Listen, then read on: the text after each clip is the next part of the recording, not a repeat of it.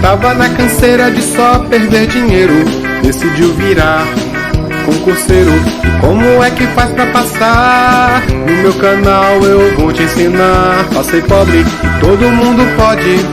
Passei pobre e você também pode.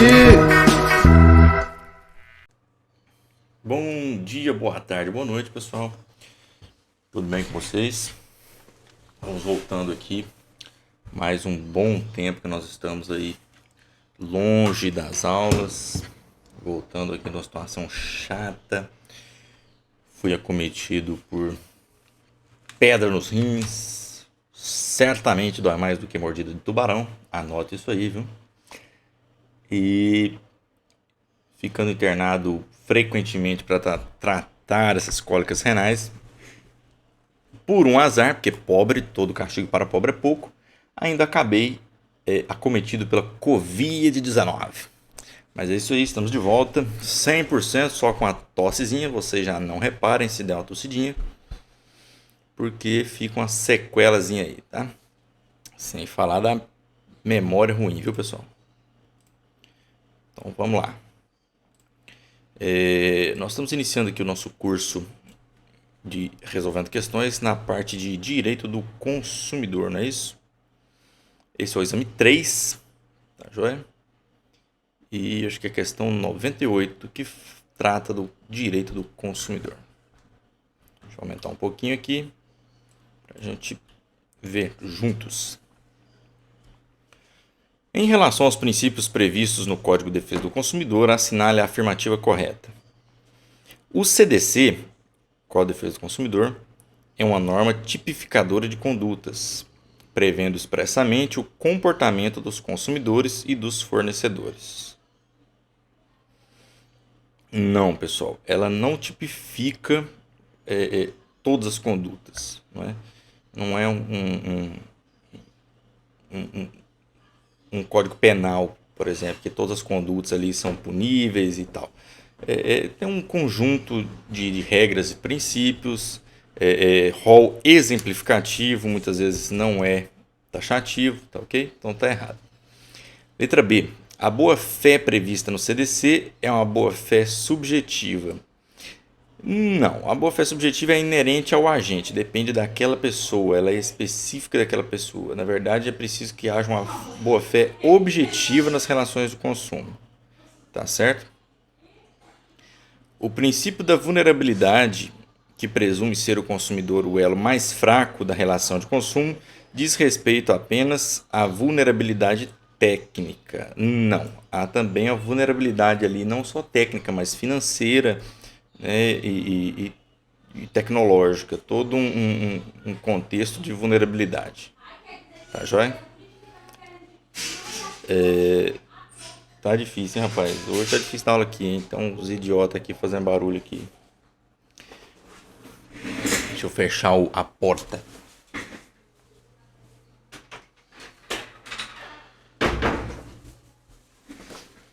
Bom, letra D. O princípio da transparência impõe um dever comissivo e um omissivo. O comissivo é o dever de agir e o dever de não agir omissivo, tá?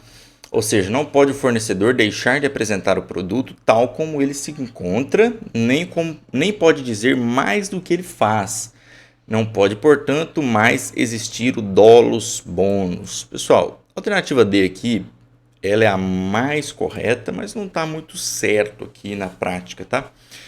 Porque esse dolus bonus seria aquela propaganda que a gente sabe que é mentira, tá? A gente sabe que não tem como ser verdade, a gente sabe que é mera opinião. Por exemplo, vem aqui na lanchonete Pesadão, o melhor lanche do mundo. Falar o melhor lanche, quem decidiu isso? Você sabe que é mentira, mas você vai lá e come e tal, né? Então para a FGV aqui, não pode mais existir o dolus bonus, mas a jurisprudência aí entende que sempre pode, né? A melhor pizza da região, venha comer a melhor pizza da região. Não é, pode até ser que seja verdade. Uma foi? Não sei. O que foi que aconteceu? Não sei. Mas não há uma forma objetiva de se avaliar isso. Não há uma forma, como se diz, concreta, exata de se dizer que é o melhor. É melhor para mim, é pior para você, tá ok? Vamos deixar aberto aqui o nosso CDC.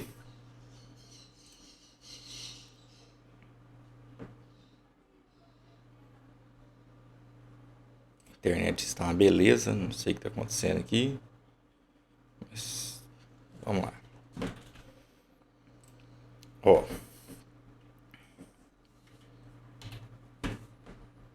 São direitos básicos do consumidor, pessoal. Todo esse rol aqui, tá? Entre eles, o inciso terceiro. A informação adequada e clara sobre os diferentes produtos e serviços, com especificação correta de quantidade, característica, composição, qualidade, tributos, incidentes e preço, bem como sobre os riscos que apresentem. Aí, né, você acha que viola o direito quando fala é a melhor pizza da região? O sorvete mais gelado do mundo? Entendeu? Não, você vai sabendo, né? Você vai sabendo, tá? Mas a alternativa D é que está correta aqui, tá?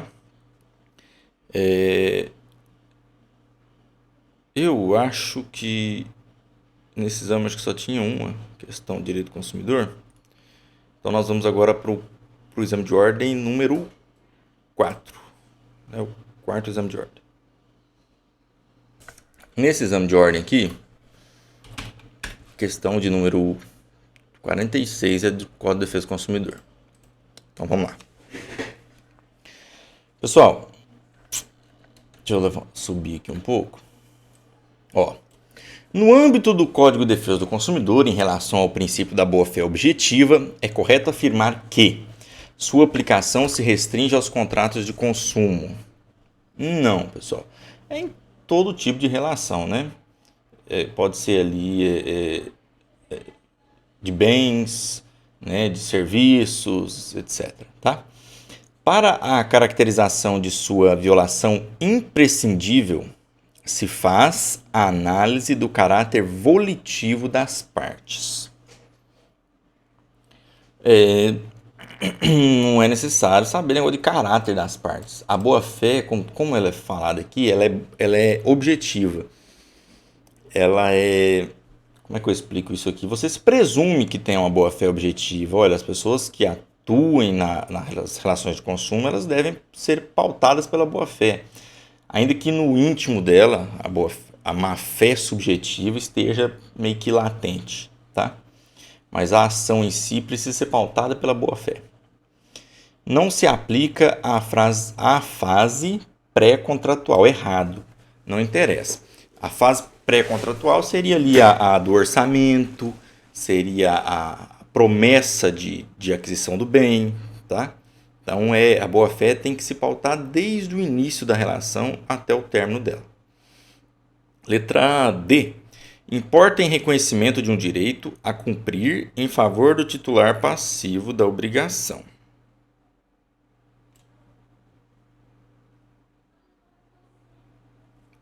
Deixa eu ler de novo. Essa é a qual da Covid, hein, gente? Misericórdia. Bom, importa em reconhecimento de um direito a cumprir em favor do titular passivo da obrigação. Sim, é um direito seu ser tratado com a boa-fé, tá? E é um direito de todas as partes envolvidas ali na relação de consumo. Ó, no Código de Defesa do Consumidor, nós vamos achar isso aqui lá no... Onde que acha isso aqui? Deixa eu ver se fala aqui, onde que fala boa fé. Ó. Da Política Nacional de Relações de Consumo. Ele fala aqui, ó, como princípios nos quais se funda a ordem econômica, sempre com base na boa-fé e equilíbrio nas relações consumidores e fornecedores. Tem outros lugares aqui que falam de boa-fé, se eu não me engano, mas, ó, cláusula abusiva que viola a boa-fé. Vários os locais aqui se fala da necessidade de se obedecer à boa-fé, tá? Bom, então a alternativa D está correta. Essa aqui tem duas questões. Ó, a questão 47 também é do Código de Defesa do Consumidor. Vamos lá. Analisando o artigo 6º, inciso 5 do Código de Defesa do Consumidor, que prescreve: são direitos básicos do consumidor a modificação das cláusulas contratuais que estabeleçam prestações desproporcionais ou sua revisão em razão de fatos supervenientes que as tornem excessivamente onerosas. Nisso, assinala a afirmativa correta. Então, o que está dizendo esse princípio aqui? Nem é um princípio, esse direito básico do consumidor, tá? É um contrato que tenha uma prestação muito desproporcional, é direito seu rever essas cláusulas, tá? Mesmo que depois tenha assinado já o contrato. Né? Ou ainda rever os contratos se surgir um fato superveniente. Ó, teve um problema aqui, essa prestação ficou excessivamente onerosa, está muito difícil para mim, tá? Então é direito seu rever. Letra A. Não traduz a relativização do princípio contratual da autonomia da vontade das partes. Não traduz a relativização do princípio contratual de autonomia das partes. Não, sim, traduz sim. O que está dizendo aqui? Normalmente, como regra nos contratos, tem aquele negócio do pacta sunt servanda, o contrato faz leis entre as partes e tal. Já no Código de Defesa do Consumidor, há uma relativização, né, desse princípio. Cadê? Ó? Da autonomia de vontade das partes. O pessoal tira a concentração porque estão me ligando no celular aqui, rapaz. Deixa eu dar uma olhada. Bom, vamos ver onde nós paramos aqui. Então, a alternativa A está errada, tá? Por conta é realmente uma relativização do princípio da autonomia das vontades ali. O que as partes ajustam é porque pode ser feito e tal. Não é bem assim, né? Letra B. Almeja, em análise sistemática, precipuamente a resolução do contrato firmado entre consumidor e fornecedor. Não, a resolução seria o desfazimento do negócio, né? Então, não tem intenção de desfazer. Pode ver que ele fala aqui, ó, modificar a cláusula contratual, revisar uma cláusula. Não é simplesmente desfazer o negócio por um problema que houve no meio do caminho. Como é que fala? Espera-se preferencialmente a manutenção dos contratos. Né? Letra C. Admite a incidência da cláusula rebus sic stantibus. Letra C está correta. Letra C está correta, pessoal. Rebus sic stantibus, sei lá como é que traduz isso. Assim estão as coisas, como estão as coisas no momento, algo assim, tá? Então, ela é justamente um contraponto do pacta sunt servanda. Os contratos devem ser cumpridos independente de qualquer coisa. Não. Aqui tem uma mitigação. A gente aceita mitigar as normas do contrato e alterá-las em razão da atual situação e da real situação das partes. Né? Letra D. Exige a imprevisibilidade do fato superveniente. Isso aqui é bem discutível, tá? Pelo Código de Defesa do Consumidor não se exige não imprevisibilidade. É previsível que pudesse acontecer tal coisa. É previsível, mas esperava que não acontecesse. Né? Por exemplo, hoje nós estamos numa guerra aí com a Rússia e Ucrânia, tá? É previsível, desde já, a guerra não, mas é previsível que o preço do trigo suba, por exemplo. Né? Então não é imprevisível. O fato superveniente ele não é imprevisível. Mas ainda que ele ocorra, a gente espera que não aconteça, mas ainda que ele ocorra, ele causa um prejuízo. Então, nas relações de consumo, o fato não precisa ser imprevisível. Ele ainda tem direito de ser revisto da mesmíssima forma. Tá? Então, passamos aqui para a letra... Letra não, né? Aqui já acabou. Então, vamos para o exame 5.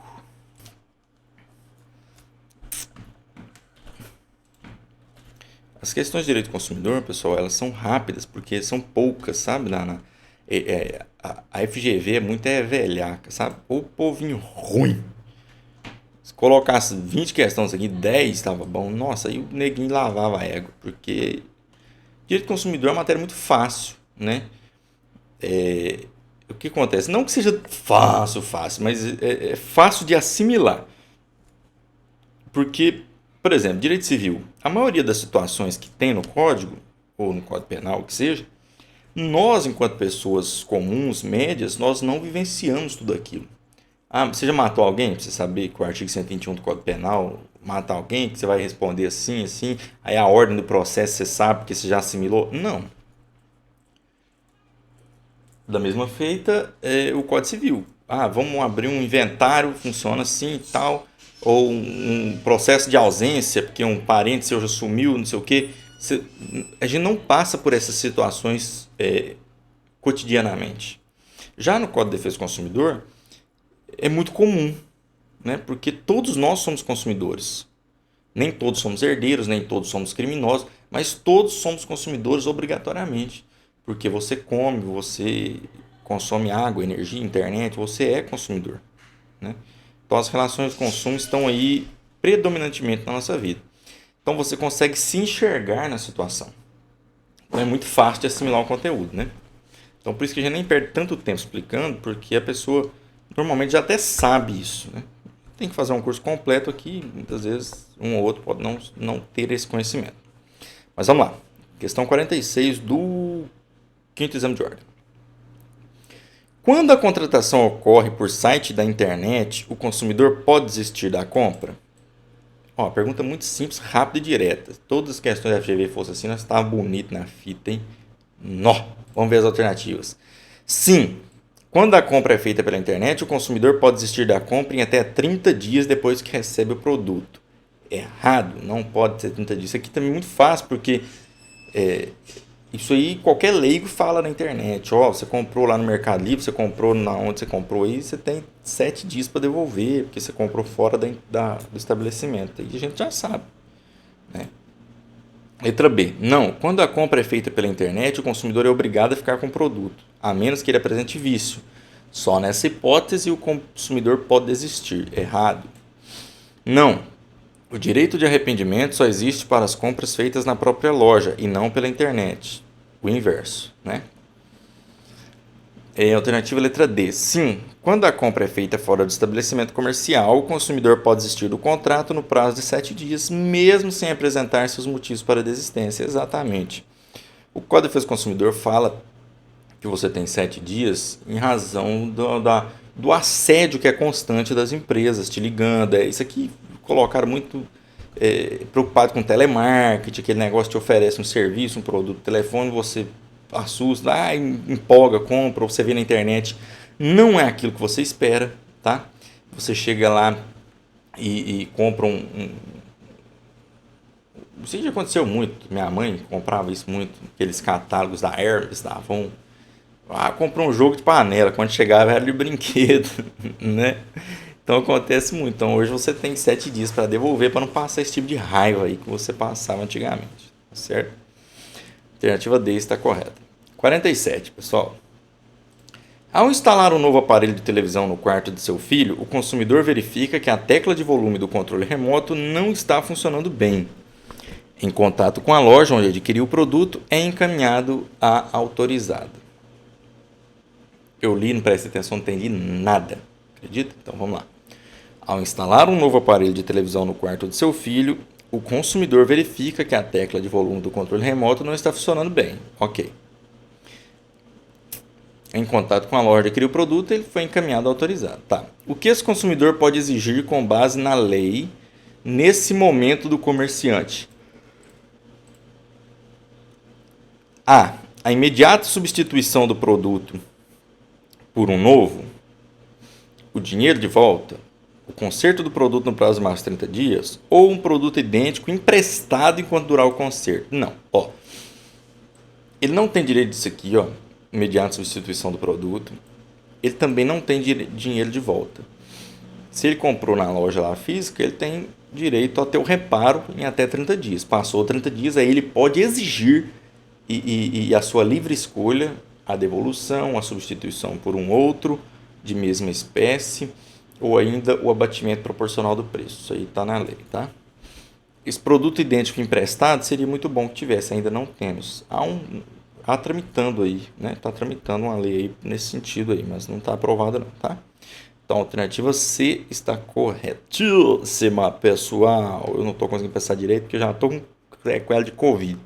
Tá uma máquina de lavar roupa aqui fazendo barulho, que só Jesus. Mas seguimos aqui, né? Porque se a gente ficar parando por tudo, a gente depois não grava a aula e não sai do lugar. Então vamos para a questão, para o exame número 6, é isso? Vamos aumentar a letrinha como nós temos o costume. E seguimos aqui.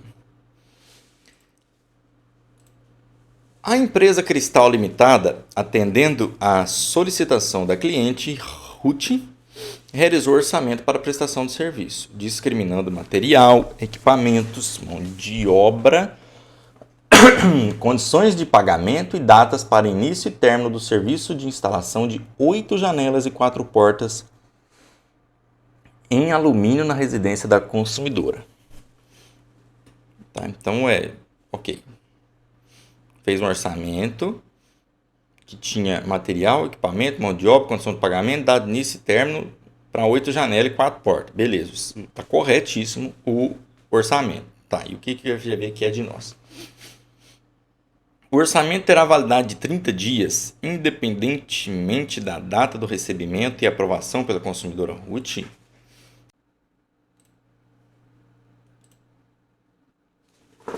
Bom,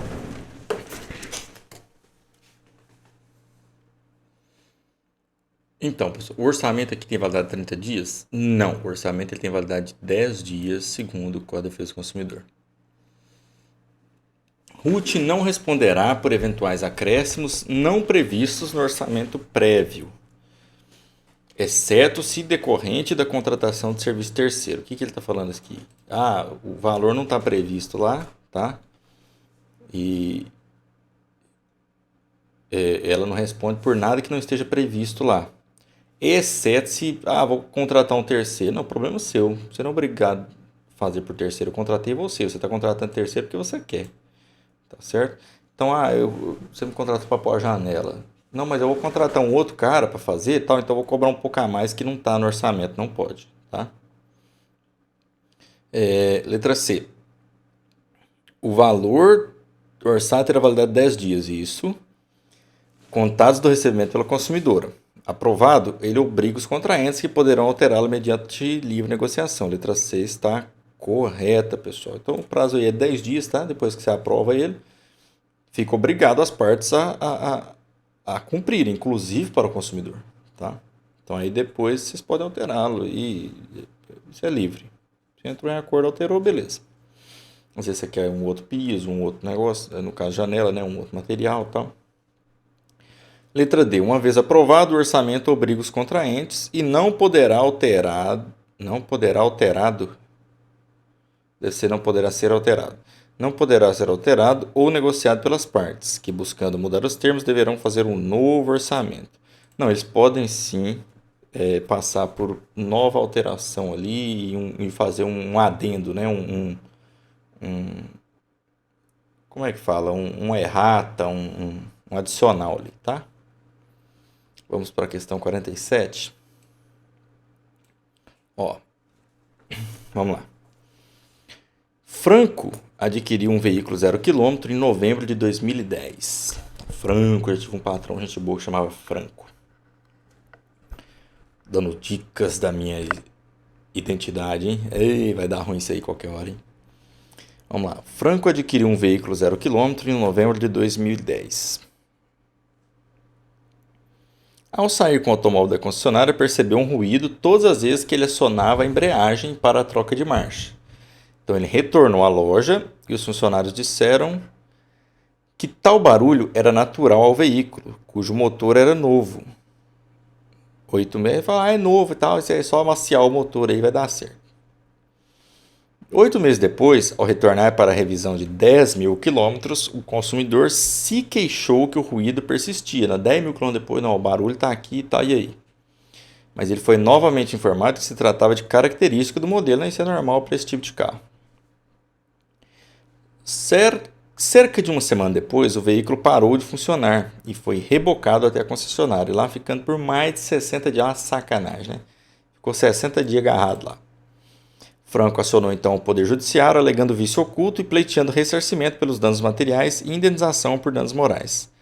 Considerando o que dispõe o Código de Defesa do Consumidor, Código, como é que é o negócio? De Proteção e Defesa do Consumidor, a respeito do narrado acima, é correto afirmar que, por se tratar de vício oculto, tá? Então aqui ele já admite que é um vício oculto, tá? Então, por se tratar de vício oculto, o que o Código dispõe?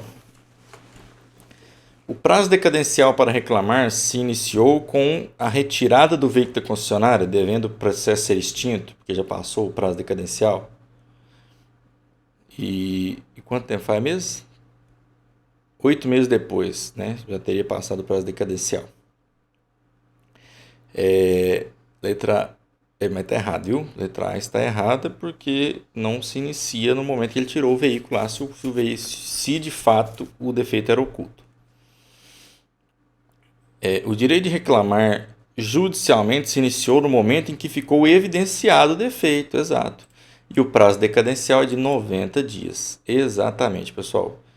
O prazo decadencial é o prazo que você tem direito de reclamar, é o prazo de garantia legal, que não, independentemente de contrato de garantia contratual, ele é de 90 dias para bens duráveis e 30 dias para bens não duráveis. Tá? O prazo decadencial é de 30 dias contados do momento que o veículo parou de funcionar. Não. O consumidor franco tinha o prazo de 7 dias para desistir do contrato e, tendo deixado de exercê-lo, operou-se a decadência. Eles estão misturando aqui o direito de arrependimento em 7 dias quando se compra fora do estabelecimento comercial com o prazo para reclamar de vícios, tá? Então, a alternativa certa é a alternativa de letra B. Tá?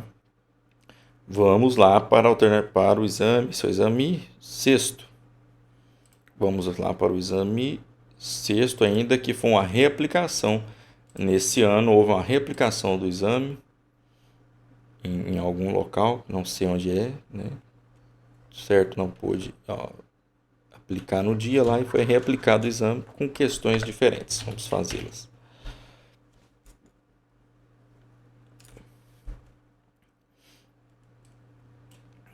Dona Josefa celebrou o contrato de prestação de serviço com a transportadora X, cujo teor do documento assinado seguia o formato de adesão. Tá? Era um contrato de adesão. O que é o contrato de adesão? É aquele onde o consumidor não pode estipular cláusulas, ele não tem uma paridade. Né? A empresa te apresenta o contrato pronto e aquilo lá acabou. Tem muito sim, telefonia, internet, assina aqui e pronto. Tá? Então, esse é o contrato de adesão. Vamos lá. Então, ela celebrou um contrato de prestação de serviço com essa transportadora e era de adesão, tá? Considerando tal instrumento de negócio jurídico nas relações de consumo, é correto afirmar que, então, considerando o contrato de adesão, é correto afirmar que, vamos às alternativas. Tal modalidade contratual, por ter sido deliberada de forma unilateral, é considerada prática abusiva, devendo ser imposta pena pecuniária ao fornecedor do serviço. Não, ela não é uma... Ele é elaborado de forma unilateral, mas ele não é um contrato né, totalmente alheio ao consumidor. O consumidor aceita, ele lê, ele assina e tal. E é um contrato elaborado de forma unilateral, mas ele é aceito. Ele é aceito. Ele não é considerado prática abusiva, tá? Letra B. Josefa poderá inserir cláusulas no formulário apresentado pela transportadora X, o que desfigurará a natureza de adesão do referido contrato. Não, o contrato ele é totalmente pronto. Se você pode eventualmente fazer um adicional, lá na página de baixo, lá você faz um adicional, você põe uma outra cláusula e tal, ele ainda não perde a característica de contrato de adesão, tá? Letra C. O contrato de adesão é permitido nos termos da norma consumerista, sim, mas desde que não disponha de cláusula resolutória, expressamente inadmitida. Não, o contrato de adesão normalmente tem essa cláusula resolutória. Ó, se não pagar, o contrato vai se dissolver. Isso aí é normal, tá? Então, não tem nada disso não. Letra D. Serão redigidos com caracteres ostensivos, sim, cujo tamanho da fonte não seja inferior ao corpo 12, sim, e as cláusulas que limitem direito do consumidor deverão ser redigidas em destaque. Exatamente, aqui, pessoal, então, para ter validade no contrato de adesão, tem essas normas aqui. Tamanho 12, do contrato, não pode ser aquela letra pequenininha que você não enxerga. E tiver alguma limitação do seu direito, eles têm que colocar lá em negrito, sublinhado, tal, para deixar bem claro, tá? A alternativa correta é a letra D. Vamos para a questão de número 47. Pessoal, nós não estamos abordando muito, não estamos abrindo muito o CDC, porque o objetivo aqui é fazer você assimilar, você ter um conhecimento prático, tá? O conhecimento teórico sistemático nós vamos abordar num outro compilado, que nós vamos fazer um curso completinho sobre as matérias, tá? E aí nós vamos fazer bem detalhadinho, tá bom? Então vamos lá. Questão 47. O ônus da prova incumbe a quem alega a existência do fato constitutivo de seu direito e impeditivo, modificativo ou extintivo do direito daquele que demanda. Sim, aí diz o Código Civil, tá? O Código de Proteção e Defesa do Consumidor, entretanto, prevê a possibilidade de inversão do ônus probandi. Isso. E a respeito de tal tema, é correto afirmar que lá no CPC, fala isso aí, que você... Ih, rapaz, como é que esse negócio saiu daqui? Lá no CPC, você tem essa possibilidade essa possibilidade não, essa regra. Essa regra aqui, ó, que o ônus da prova incumbe a quem alega a existência do fato. Agora, se for para falar sobre um fato que impede o direito do outro, tal, você também precisa provar, tá? Mas já no CDC, há uma possibilidade de inversão do ônus probandi, ou seja, da inversão do ônus da prova, por conta da hipossuficiência do consumidor, né? Então, é muito mais fácil para o fornecedor provar determinados fatos. Não é sempre que acontece. A inversão do ônus da prova não é um direito básico do consumidor, ele é um direito adicional à facilitação dos seus direitos, inclusive em juízo, de discutir os seus direitos, tá? Defender os seus direitos.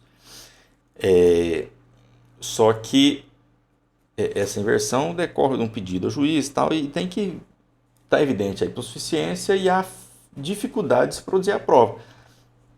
Então, por exemplo, para você que comprou esse carro com defeito da montadora X, é mais fácil para a montadora submeter o veículo à perícia, apresentar laudos de equipe médica, de equipe mecânica, ou para o consumidor? Não, é mais fácil para a empresa, né? Então, nesse sentido, é que nós vamos ter aí uma inversão do ônus da prova, tá ok? Bom, nós paramos na letra alternativa A. Vamos ver o que eles querem saber a respeito dessa inversão do ônus da prova, tá? Ocorrerá em casos excepcionais em que o juiz verifique ser verossímil a alegação do consumidor, ou quando for hipossuficiente. Ocorrerá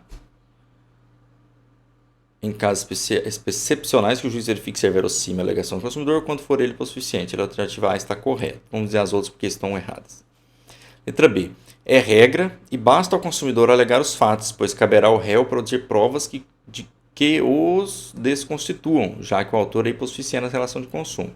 Não, pessoal, não é uma regra, porque senão você ferra com a empresa. Às vezes você obriga eles a produzirem prova negativa. Por exemplo, você chega lá e fala assim, ó, eu estive lá na loja, tal, sofri um acidente lá dentro, escorreguei, bati a cabeça e fui parar no hospital.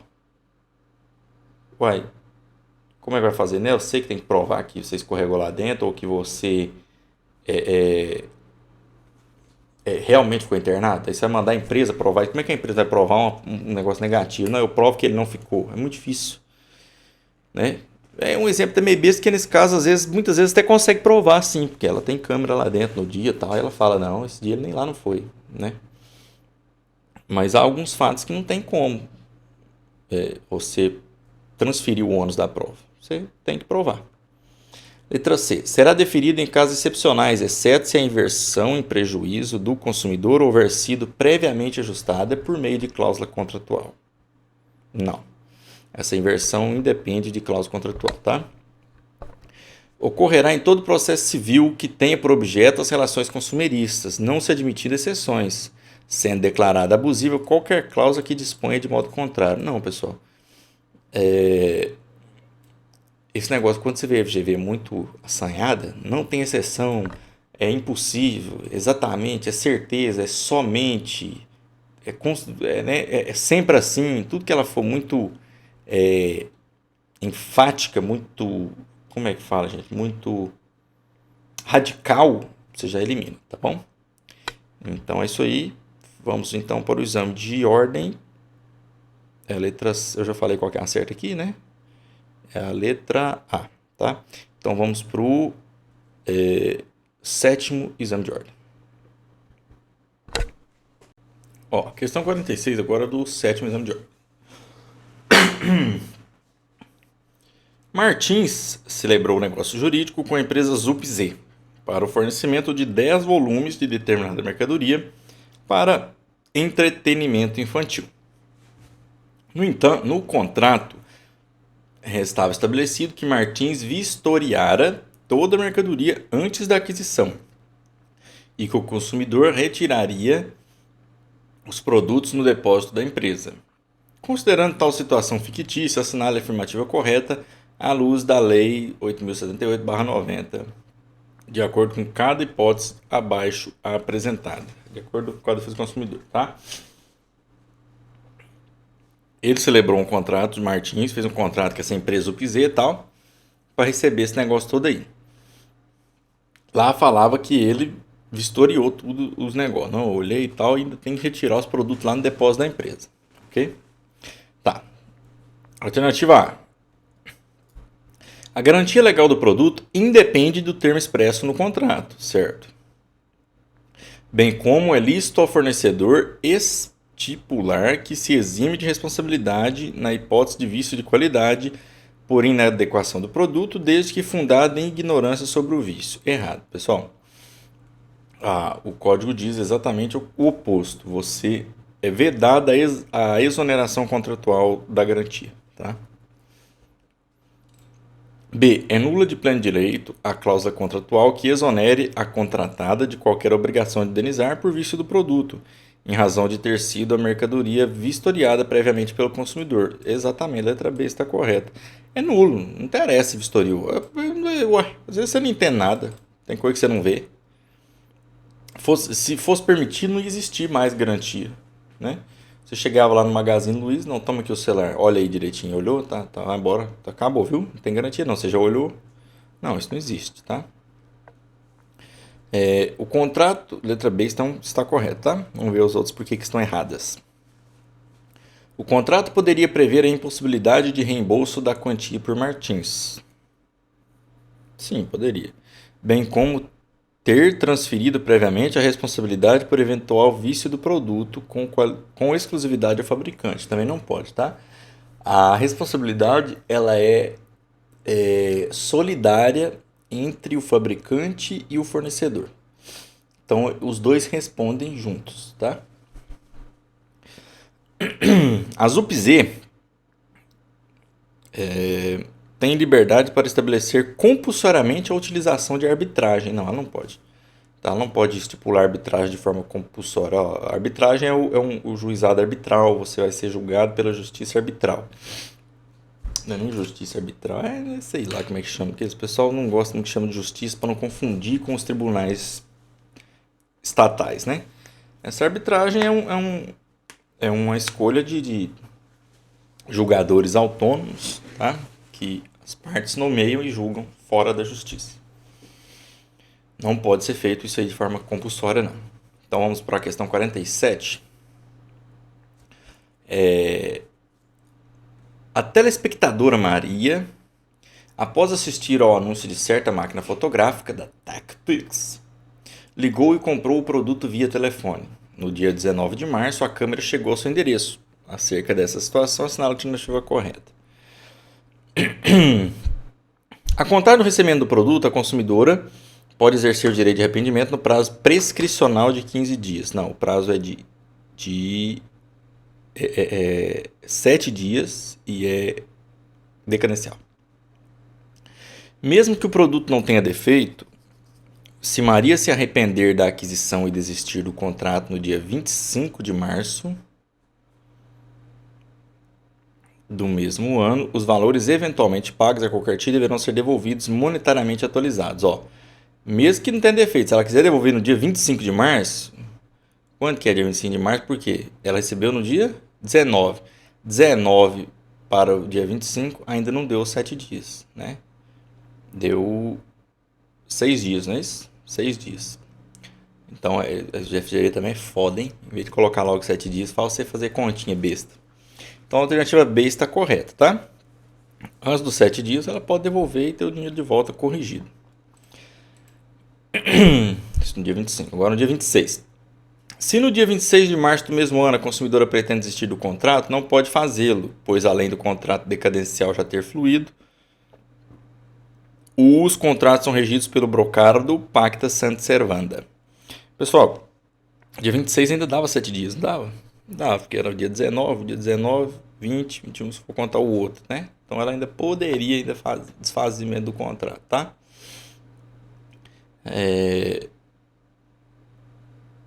Os contratos são regidos pelo Pacta Sunt Servanda, é que o contrato faz lei entre as partes, deve ser cumprido de qualquer forma. Não, no direito do consumidor, além desse direito de arrependimento, ainda temos a mitigação do Pacta Sunt Servanda, que é a possibilidade de revisão de cláusulas contratuais tal, e desfazimento de negócios aí. Letra D. Após o prazo de desistência, que é decadencial, Maria não poderá reclamar de vícios do produto ou de desconformidades entre a oferta apresentada e as características do bem adquirido, a não ser que exista garantia contratual. Não, independentemente da garantia contratual, ela ainda tem a garantia legal, que é máquina fotográfica, é um bem durável, ela tem garantia legal de 90 dias. Não interessa, ela não vai ter mais o direito de se arrepender, de pegar de volta, mas a garantia ela ainda tem, tá bom? Vamos então para o exame número, esse é o 7, vamos para o exame número 8. Vamos lá, pessoal. Exame número 8. João celebrou o contrato de seguro de vida e invalidez, aderindo a plano oferecido por conhecida rede particular. O contrato de adesão, válido por 5 anos, prevê a possibilidade de cancelamento, tá? Em favor da seguradora, antes de ocorrer o sinistro, por alegação de desequilíbrio econômico-financeiro. Só por parte dela que pode ir por conta de desequilíbrio econômico-financeiro. Vamos às alternativas, quais são as corretas e são as erradas, tá? A. Os contratos de seguro ofertados no mercado de consumo, apesar de serem de adesão, são regidos pelo Código Civil. E a ele se aplica o Código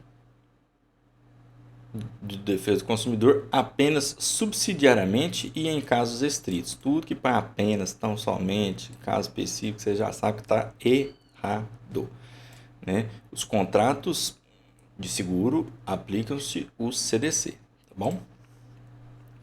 A cláusula prevista que estipula a possibilidade de cancelamento unilateral do contrato em caso de desequilíbrio econômico seria viável, desde que exercida na primeira metade do contrato. Não tem nada a ver com esse negócio de antes ou depois, metade do contrato, não. Nesse caso aqui não, tá? C. O Ministério Público tem legitimidade para juizar demanda contra a seguradora.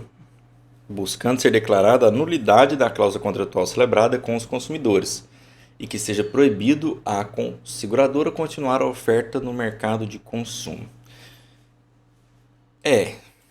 Letra C está correta. Deixa eu ver a B, a D. A cláusula prevista no contrato celebrado por João não é abusiva. A cláusula prevista no contrato celebrado por João não é abusiva. É sim.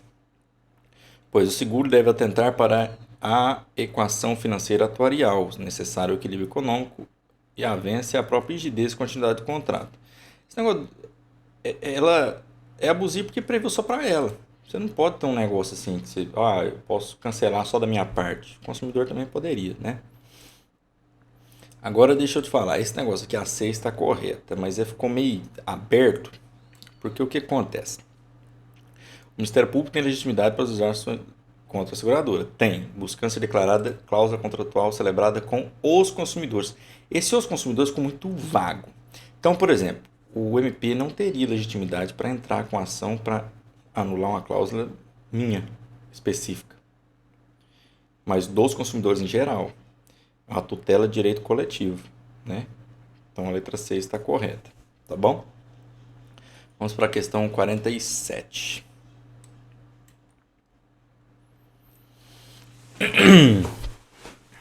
Determinado consumidor, ao mastigar uma fatia de pão com geleia, encontrou um elemento rígido, o que lhe causou intenso desconforto e a quebra parcial de um dos dentes. É para acabar, né? Em razão do fato, ingressou com medida judicial em face do mercado que vendeu a geleia, a fim de ser reparado. No curso do processo, a perícia constatou que o elemento encontrado era uma pequena porção de açúcar cristalizado, não oferecendo risco à saúde do autor. Tá certo? Era um açúcar duro. Congelou lá, cristalizou, beleza. Tá, e aí? Não oferecendo risco à saúde do autor é meio contraditório essa questão aqui, né? Se quebrou o dente do cara é porque oferece risco, né? Mas beleza. Até porque você não espera, que é geleia, você espera um negócio mole, você não espera um troço duro desse dentro da geleia. Letra A. O fabricante e o fornecedor do serviço devem ser excluídos da responsabilidade, visto que o material não ofereceu qualquer risco à integridade física do consumidor, não merecendo reparação. Isso está errado. B. O elemento rígido não característico do produto, ainda que não o tornasse impróprio para o consumo, violou o padrão de segurança, já que houve dano comprovado pelo consumidor. Alternativa B está correta. Tá? Letra C.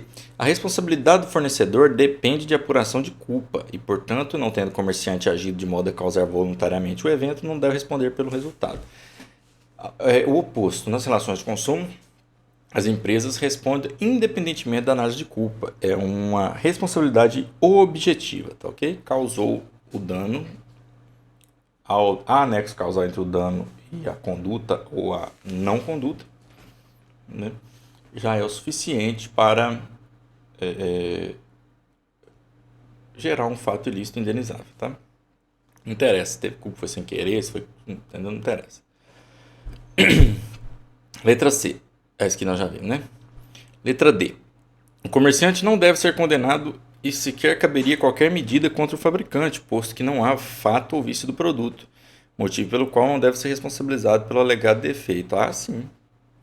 É uma geleia mole, você não quer um negócio duro no meio, né? Então, assim.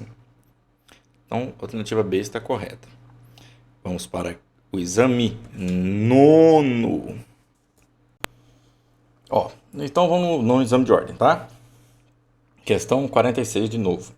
É sempre 46 e 47, viu, pessoal?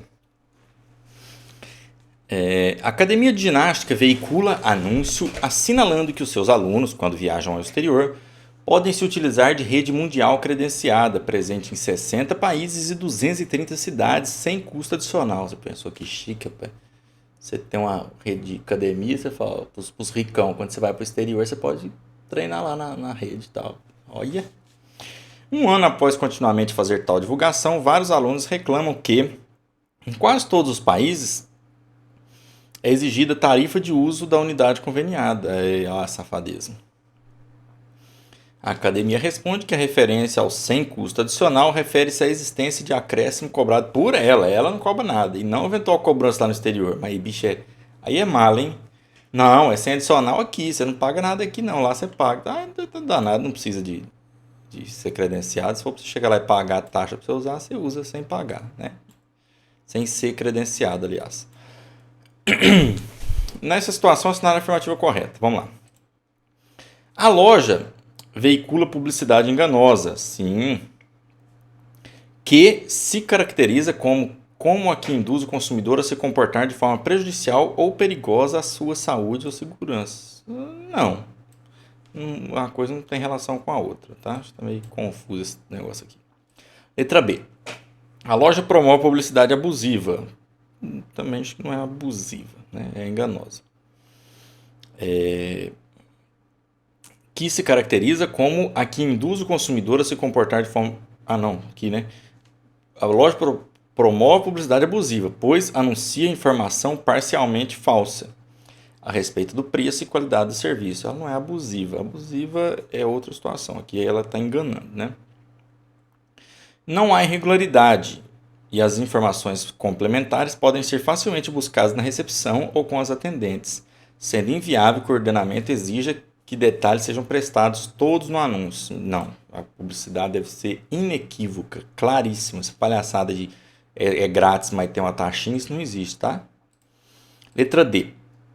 A loja faz publicidade enganosa. Faz, que se configura basicamente pela falsidade total ou parcial da informação veiculada. É isso aqui, ó, muito simples, pessoal. Alternativa letra D. Essa aqui estava dada, né? Tá de grátis, como diz o outro. Vamos na 47 agora, o mesmo exame, tá?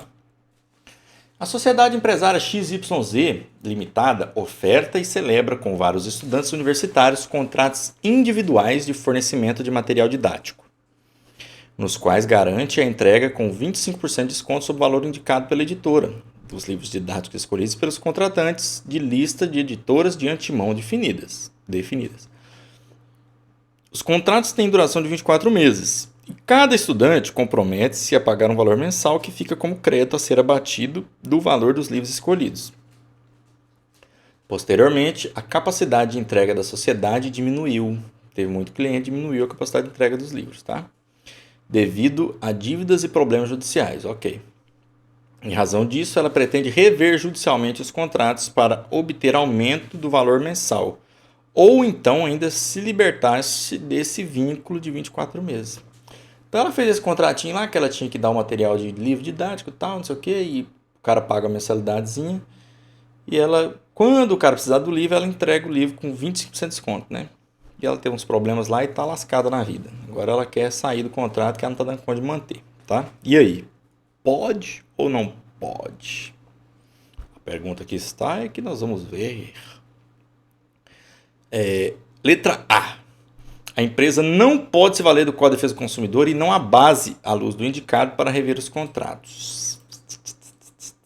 O Código de Defesa do Consumidor é para proteger o consumidor em regra, tá? Ela não vai invocar o Código de Defesa do Consumidor para ferrar o... Lá fala no Código de Defesa do Consumidor da revisão contratual, a mitigação do Pacta Sunt Servanda, mas em relação ao consumidor, quando o problema está com o consumidor, não quando está com a empresa. A empresa em si, isso aqui é uma discussão mais longa, ela pode se valer de algumas necessidades dela, de algumas situações que ela passe e usar o Código Civil, tá? Então lá também prevê, né?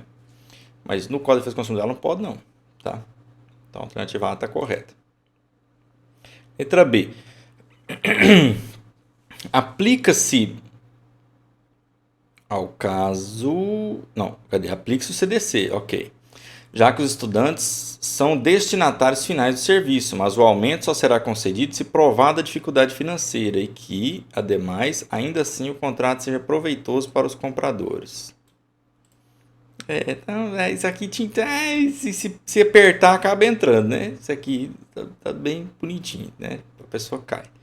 Mas acho que é A, viu?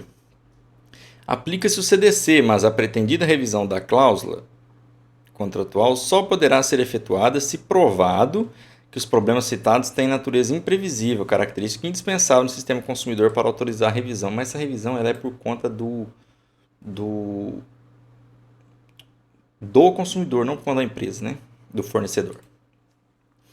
A revisão é cabível, assentada na teoria da imprevisão, pois existe o contrato de execução diferida, a superveniência de onerosidade excessiva da prestação, a extrema vantagem para outra parte e a ocorrência de acontecimento extraordinário e imprevisível. Também, bonitinha. Lá no Código Civil, aqui nós estamos falando de consumidor. O problema é a FGV também de sacaneia. A gente tem que aprender a separar as matérias, tá?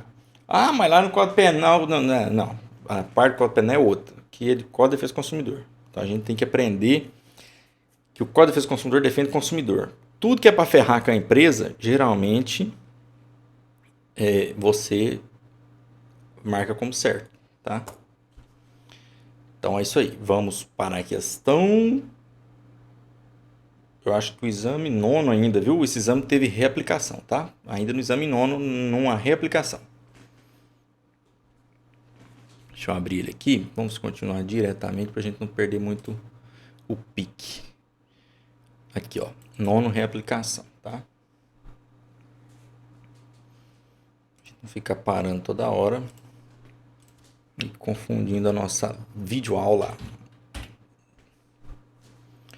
Pessoal, tô com planejamento aí, viu? Vamos dando força aí, ó. Eu não tô divulgando o canal, tá? Vocês podem verificar aí, ó. Eu acho que deve ter uns 20 inscritos no canal aí. E eu não tô divulgando, tá?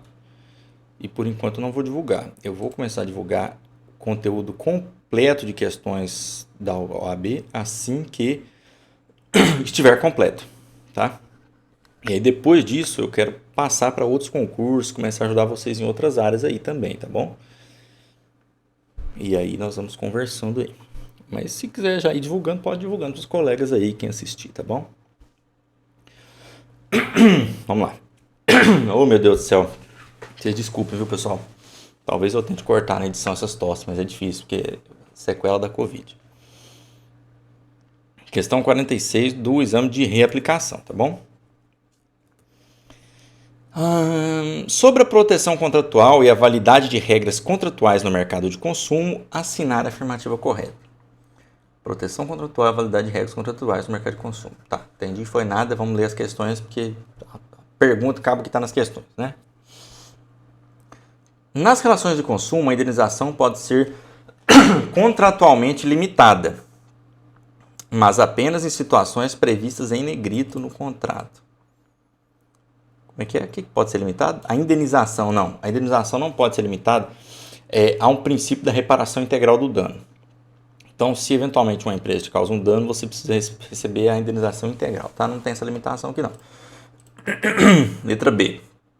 Apenas é possível ao contrato estipular a inversão do ônus da prova em favor da fornecedora. Ah, tudo errado. A inversão do ônus da prova é para o consumidor, não para a fornecedora.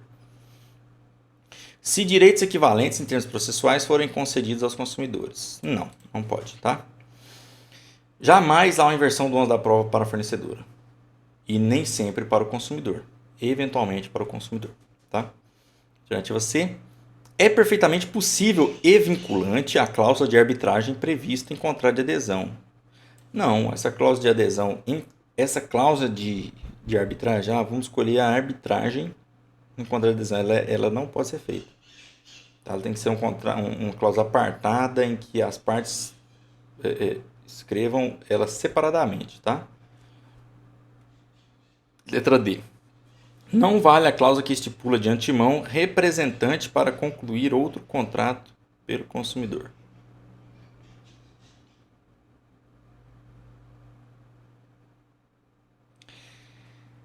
Não vale a cláusula que estipula de antemão um representante para concluir outro contrato pelo consumidor. Eu não entendi, foi nada. Para mim, as outras tudo estão erradas. Então a C que deve ser a correta, né? Não vale de antemão uma cláusula que estipula um representante para concluir outro contrato. Tipo, a empresa estipular um representante, para fazer um outro contrato com você, será aquele lá que vai me representar? Não pode. Eu nunca nem vi uma situação dessa. Então, alternativa D, tá? Vamos para a questão 47. As demais estão todas erradas. Aqui. Bom. Determinada associação, legalmente constituída há 3 anos, ingressa com medida judicial buscando a defesa coletiva dos interesses de seus associados, no tocante à infração na relação de consumo pelo fornecedor T, pessoa jurídica de direito privado.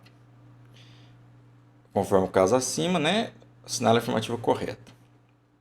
Uma determinada associação, ela está legalmente há mais de 3 anos, ela ingressa com medida judicial buscando a defesa coletiva dos interesses de seus associados, em respeito à infração na relação de consumo pelo fornecedor específico T. Ok, tá? Vamos lá. Letra A. A associação somente teria legitimidade para a propor ação coletiva se houvesse sido constituída há mais de 5 anos. Errado. Acima de 3 anos ela já tem essa legitimidade, tá? Mas aqui não é uma ação coletiva, porque não tem negócio de... Não, é buscando defesa coletiva, sim. Mas pelo fornecedor específico T. A associação necessita de autorização assemblear para juizar a demanda, mesmo que inclua entre seus fins institucionais a defesa dos interesses e direitos do consumidor. Não precisa de uma assembleia. O próprio presidente dessa associação pode despachar e determinar o ingresso da ação judicial, tá? Letra C. A propositura da ação coletiva não impede a que qualquer interessado ingresse com nova ação judicial, apontando o mesmo réu, causa de pedir e pedido.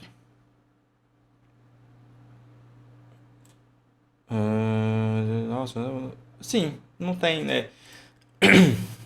A associação é com ação coletiva. Ela não causa, ela não cria um trânsito em julgado para todos os consumidores. Não impede que outro consumidor específico, que às vezes não se sinta representado por ela, ingresse com a ação, tá? Então, a letra C está correta. As ações individuais apontando o mesmo réu, causa de pedir e pedido, ajuizadas depois da demanda coletiva, importarão em litispendência, merecendo os processos serem extintos. Não, pessoal. Normalmente, essas tutelas coletivas, elas visam resguardar direitos e tal, mas visam, muitas vezes, uns outros pedidos. Ele até fala aqui que a mesma causa de pedir, o mesmo pedido seria igual, né? Seria o mesmo pedido, mas normalmente nunca é, né? Porque isso aqui é quase impossível, porque a associação, ela pede, o que ela pede? Indenização para um fundo de direito coletivo de defesa do consumidor.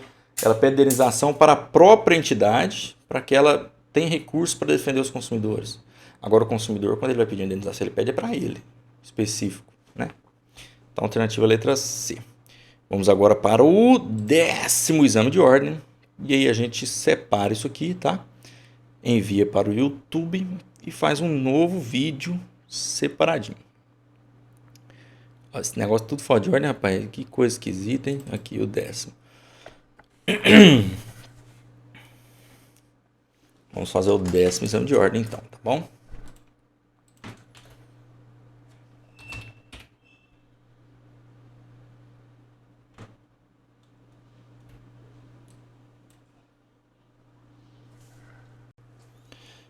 A Aurora contratou com determinada empresa de telefonia fixa um pacote de serviços de valor pré-estabelecido que incluía ligações locais de até 100 minutos e isenção total dos valores pelo período de 3 meses, exceto os minutos que ultrapassassem os contratados. Ligações interurbanas e para telefone móvel. Para sua empresa, logo no primeiro mês, recebeu cobrança pelo pacote de serviços no importe 3 vezes superior ao contratado, mesmo que tivesse utilizado apenas 32 minutos em ligações locais. Então, ela contratou para ter 100 minutos, tá? Isenção total dos valores dos primeiros 3 meses. Tá? Os primeiros 3 meses ela já não ia pagar, era R$0, a não ser os minutos que ultrapassasse esses 100. Ela teve só 32 minutos e veio 3 vezes mais do que era combinado. Filha da puta. A consumidora fez diversos contatos com a fornecedora do serviço para reclamar o ocorrido, mas não obteve solução. De posse dos números dos protocolos de reclamações, ingressou com medida judicial, e obteve a liminar favorável para abstenção de cobrança e de negativação de seu nome. Considerando o caso acima descrito, assinale a afirmativa correta. Letra A. A conversão da obrigação em perdas e danos faz-se independentemente de eventual aplicação de multa. Sim. Não, é independente. Ficou meio estranha a redação, mas não é obrigatório converter em perdas e danos, né? Mas se eventualmente ocorre essa conversão da obrigação em perdas e danos, né, faz-se independentemente de aplicação de multa pelo inadimplemento, pela violação das normas consumeristas que um eventual órgão de defesa do consumidor aplique e tal. Então, a letra A está correta. B. A multa diária ao réu pode ser fixada na sentença, mas desde que o autor tenha requerido expressamente. Não exatamente, tá? A multa diária, ela pode ser fixada desde na liminar lá, porque o juiz deu uma liminar de início, né? E independentemente de que haja o pedido de expresso de fixação de multa. Essa faculdade compete ao juízo também de ofício para que se torne coercitiva a decisão, porque senão vira mera recomendação. Letra C. A conversão da obrigação em perdas e danos independe do pedido do autor em qualquer hipótese. Não, senhor, na verdade não. Aí tem que pedir, né? O autor tem que pedir na ação. Ainda mais você está dizendo aqui em qualquer hipótese. Não, tem situações que não tem o que fazer também, né? Então, a pessoa está querendo lá a indenização, às vezes não dá mais para cumprir o contrato. Foi feito um pedido contratual. Por exemplo, no dia do meu casamento, o Gustavo Lima vai tocar. Tá? Passou o dia do casamento, não tem o que fazer. Tem que converter em perdas e danos. Você não tem como voltar ao casamento para o Gustavo Lima tocar. Né? Então, errado. Letra D. A tutela liminar será concedida, desde que não implique em ordem de busca e apreensão, que requer medida cautelar própria e justificação. Não entendi nada. Tudo bagunçado isso aqui, misturou tudo. Não tem, uma coisa tem nada a ver com a outra. Não tem porquê também haver uma ordem de busca e apreensão nesse caso aqui. Não tem nada a ver. Mas se tivesse, independentemente da liminar, poderia acontecer. Ok? Então, alternativa A. Vamos para a questão 47 do 10º exame de ordem. Elizabeth e Marcos, desejando passar a lua de mel em Paris, adquiriram junto à operadora de viagens e turismo X um pacote de viagem, composto de passagens aéreas de ida e volta, hospedagem por 7 noites e seguro-saúde e acidentes pessoais. Este último prestado pela seguradora Y. Eles adquiriram um pacote de viagem aqui, dessa turismo para passar em Paris, com hotel, com passagem aérea, seguro-saúde, acidente, o caramba, tudo isso aqui, o sonho de qualquer pobre. Após chegar à cidade, Elizabeth sofreu os efeitos de uma gastrite severa e Marcos entrou em contato com a operadora de viagens a fim de que o seguro fosse acionado, sendo informado que não havia médico credenciado naquela localidade. O casal procurou um hospital que manteve Elizabeth internada por 24 horas. E retornou ao Brasil no 3º dia de estada em Paris, tudo às suas expensas. Olha só, então ela fez um pacote lá de 7 noites e tal. Em razão do problema de saúde, ela ficou internada 24 horas, voltou ao Brasil pagando tudo por conta dela, inclusive a passagem de volta, né? Partindo dessa hipótese apresentada, assinale a afirmativa correta. Letra A. O casal poderá acionar judicialmente a operadora de turismo, mesmo que a falha de serviço tenha sido da seguradora, em razão da responsabilidade solidária aplicável ao caso. Letra A está correta. Então, a responsabilidade no Código de Defesa do Consumidor ela é solidária, né, e objetiva, independe de culpa e ela pode ser demandada, ela é toda a cadeia de fornecedores, tanto quem vendeu o pacote quanto a seguradora, tá? E aí, por ser solidária, é o consumidor que decide contra quem ele quer ajuizar. Contra um, contra alguns, contra todos. Tá? Então, é faculdade do consumidor. Então ele pode sim ingressar direto contra a operadora de turismo. Inclusive é o mais fácil, o mais correto, porque ele nem sabe quem que é a seguradora, ele comprou tudo da operadora de turismo. Letra B. O casal somente poderá acionar judicialmente a seguradora Y, já que a operadora de turismo responderia por falhas na organização da viagem e não pelo seguro, porque esse foi realizado por outra empresa. Não, independentemente. Inclusive a operadora de turismo ela não tem nada, faz a intermediação, né? Passagem aérea é de uma empresa aérea, não é dela, hotel também não é dela, então ela não responderia por nada, então está errado. Letra C. O casal terá que acionar judicialmente a operadora de turismo e a seguradora simultaneamente por se tratar da hipótese de litisconsórcio necessário e unitário, sob pena de insurgência em carência da ação. Não, pessoal, nesse caso não há litisconsórcio necessário. O que é o litisconsórcio necessário? É quando a pessoa é obrigado a colocar os outros no polo passivo. Não. A solidariedade diz que o consumidor ele pode escolher ajuizar contra um, contra alguns ou contra todos. Tá? Letra D. O casal não poderá acionar judicialmente a operadora de turismo, já que havia liberdade de contratar o seguro-saúde viagem com outra seguradora. E, portanto, não se tratando de venda casada, não há responsabilidade solidária na hipótese. É venda casada, assim que vendeu junto lá, né? Mas, independentemente se ela podia contratar com outra ou não contratar, ela contratou. E ela contratando, há garantia legal por vícios na prestação de serviço.